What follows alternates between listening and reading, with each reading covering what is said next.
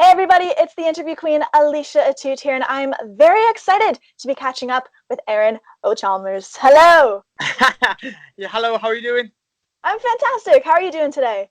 Yes, I'm very well. I've come down with a little bit of cold and flu symptoms, but the show must go on. You just mentioned the cold and flu there, but I have to ask, how are you doing on the broken nose front? Oh, it's all right, it hasn't healed badly. It's still a little bit sore when it gets hit, but I was quite fortunate. So it's not too bad. When that kind of stuff happens, does it even come as a shock anymore? You're just like, it's just part of what I do. Well, because you're training so hard, you get punched in the face quite a lot, so something's got to give. And on that occasion, it was the nose, so it was just an unfortunate thing. Something that I really love that you have very direct to your fans, very direct to the world, is you've actually coined yourself as the most hated member of the Bellator roster. So that can't be the case. Why do you think that might be? Do you know what it is? I see it like these are things just because I wouldn't say I'm the most hated, not by any means, but people that do dislike is really dislike is. So like you either like is. There's no like in between. It's either love or hate. That's what I feel like. When the ones that hate is really, really do hate is, and I've never even met half these people. So it's more of a little dig. Like it's more to wind people up than anything. But I don't think I'm the most hated.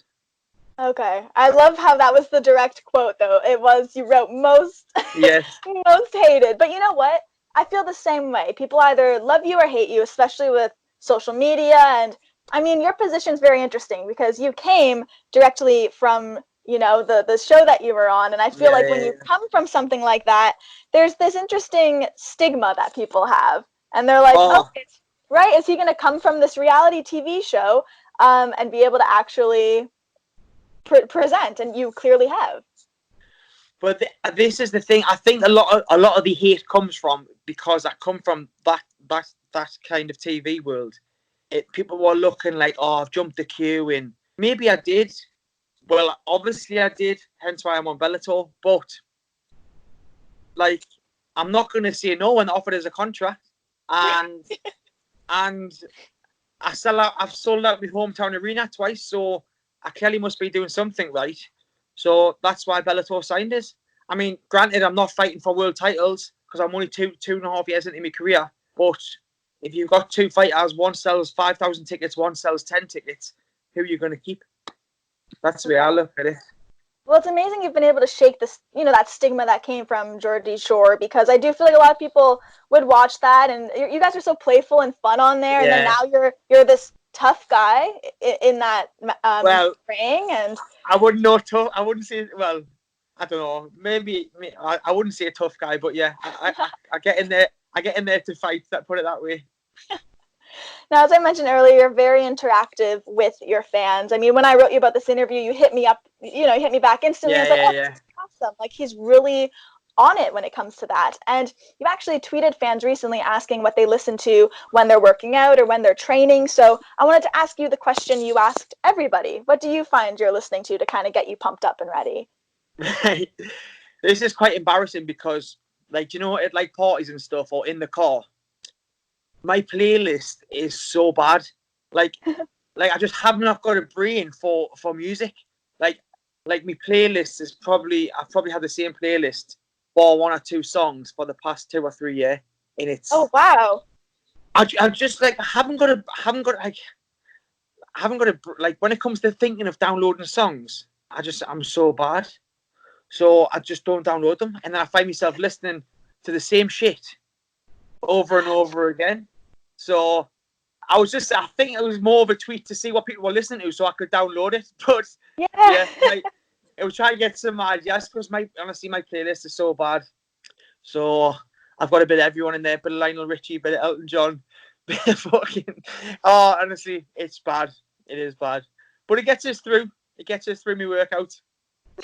That's what matters, right? Well, yeah. It's probably because I know the word to every single song on there, so that's what gets us through. So only, of course, are in the MMA world, but it seems that, especially as of late, you've really been keeping up with a ton of wrestling stuff going on. Even sharing with people that Will Ospreay, is your Yeah. favorite wrestler, best wrestler in the world. So I was curious, who are some other wrestlers that you really have your eyes on, and you just absolutely love watching lately? We're fortunate enough to go to SummerSlam last year. They invited us over, and it was one of the best things I've ever been to. Like the promotion, I met the Big Show.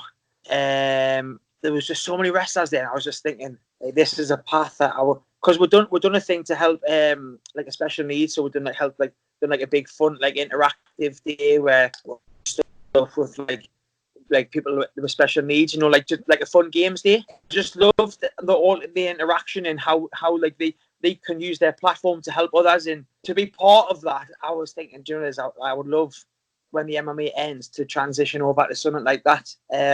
So yeah, it's something that I'm keeping my eye on. It's something that from a kid, I used to make belts out of cardboard boxes, and then I was bought a belt. Then I was bought a belt by my mum for Christmas, and me and my brothers used to fight for the belt and stuff when we were younger. So that would be like MMA was a dream, and then that would be another dream to tick off the bucket list. Since I was a kid, wrestling's been a huge part of this. Oh, I would love to see you transition from MMA into that eventually. Like, that would be so neat. Have you given any thought to what your in-ring persona could be? Have you kind of thought about that a little bit? Well, I think I would just keep the whole Joker thing up. I would keep the whole Joker, the Joker, the bad guy that he is on versus Batman. I would keep that kind of thing because that's really not me. But I think because it so much when I turn to MMA, I'll just keep that up. I'll just keep it like that. I'll have to go a bit more costumey than I do in the MMA world, but that's what I would aim for. Okay. I'm envisioning it all. I'm waiting for your debut now, for you to get your hands on that title. The sooner the better. Well, not the sooner the better. A couple more years in MMA, and then I would love to transition over. So if they're listening or watching, get me phone number, and we can talk about it. I'm excited for that update, whether it's in a year or 3 years. Like, I'm gonna keep an eye out for it. Well, I said I would like to transition over when I'm 35. I'm 33 this year, so we'll see what happens. I'm gonna keep an eye on them, and yeah, they did offer over. We went to SummerSlam, so they must have known. They must have little checks that I want to transition. So yeah, that's the next step after MMA, 100%. Oh, that's exciting. Now, one of the first things I remember seeing and noticing about you was, of course, the tattoos, because you do have so many on you.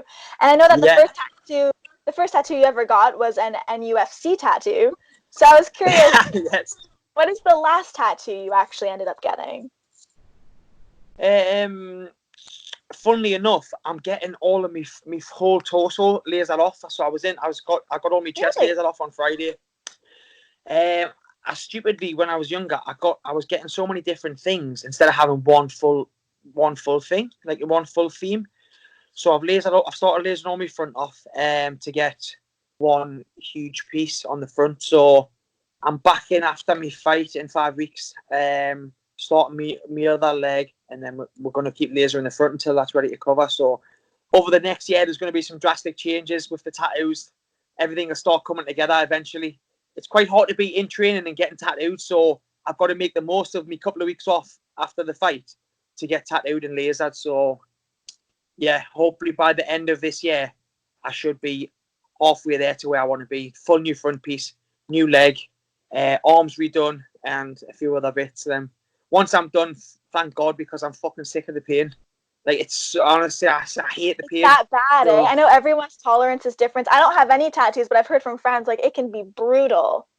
Well, it's just because obviously the easy bits are the arms. So the arms are done first, then the legs not too bad. My back's done. Now I've got to get all my chest redone, which is obviously scar tissue. I need to get my neck redone again, laser my arm to get that redone. So yeah, I must be mad. Yeah, you're in like. I think I'm just not happy with getting pain. I just have to get more pain. So yeah, I must be fucking mad. That's the only thing I can say. Well, you're about to be in a world of pain between the lasering and the tattoos, so I really do. I wish you the best of luck. I'm sure it'll look badass in the end, but it's quite the road to get there. Yeah, there's a lot. There is a long road. There's a long road there. So, but we'll get there. We will get there. Slowly but surely. Well, I just want to Slowly, but say thank you so much for coming on here today. I really am glad no we were able to make worries. this happen. Thank you very much for having us, and keep an eye out for the wrestling, and make sure everyone keeps supporting us from the MMA. And I will speak to you soon. Absolutely. Thank you so much and enjoy your day. Thank you. Bye-bye. Bye. Bye.